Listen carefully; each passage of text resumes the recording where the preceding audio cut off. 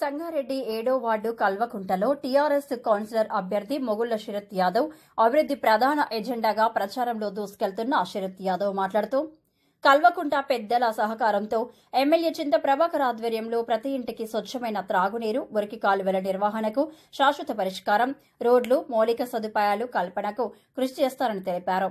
ఈసారి మున్సిపల్ ఎన్నికలలో BRS car గుర్తుకి ఓటు వేసి భారీ మెజారిటీతో గెలిపించాలని వారు కోరారు.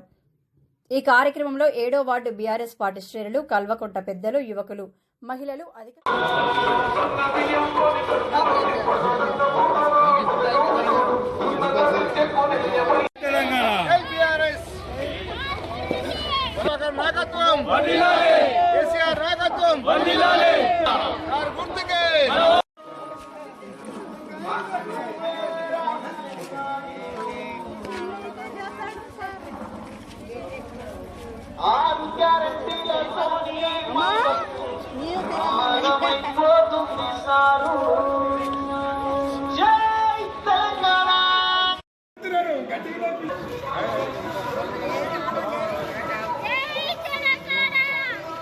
జై జై తెలంగాణ, జై తెలంగాణ.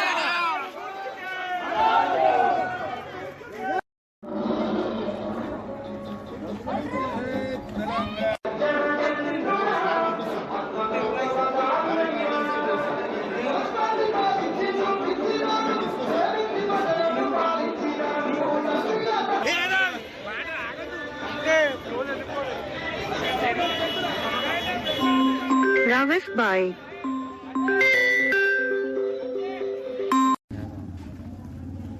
క్యాన్వర్సింగ్ ఇంటింటి డోర్ టు డోర్ ప్రచారం మొదలైంది. గడప గడప ప్రతి ఒక్కరు మళ్ళీ కేసీఆర్ ప్రభుత్వం రావాలని కోరుకుంటున్నారు. బ్రహ్మరథం పడుతున్నారు.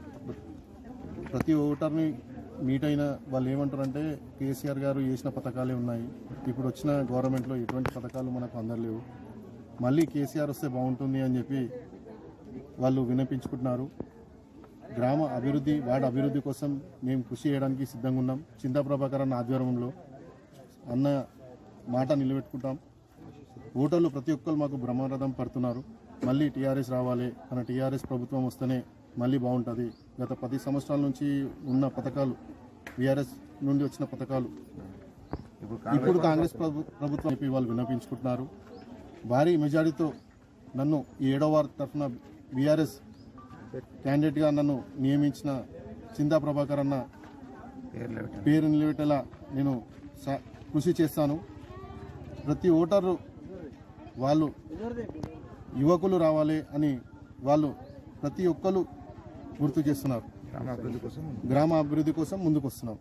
7వ వార్డు బీఆర్ఎస్ అభ్యర్థిగా పోటీ చేస్తున్నారు.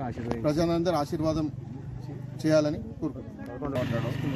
ప్రతి గడప గడప తిరిగినాము, అందరూ కూడా ఆశీర్వాదించారు. ఇంకా సభ తెలంగాణ గెలవాలని అందరూ అంటారు. కేసీఆర్ ప్రభుత్వం వల్ల ఇంతకుముందు ఇచ్చిన పథకాలే ఉన్నాయి, కానీ ఇప్పుడు వచ్చిన పథకాలు ఏమీ అభివృద్ధి లేదు. మా గ్రామం కూడా అభివృద్ధి చేయలేరు. మేము గ్రామ అభివృద్ధి కోసం అందరం ముందుకు వస్తున్నాము. ప్రజలు కూడా మాకు బ్రహ్మరథం పడుతున్నారు. టీఆర్ఎస్ నుంచి గెలిచి పేర్లు పెట్టి ఊరు అభివృద్ధి చేయాలి, టీఆర్ఎస్ గవర్నమెంట్ కూడా అభివృద్ధి చేయాలని చెప్పి కోరుతున్నాం.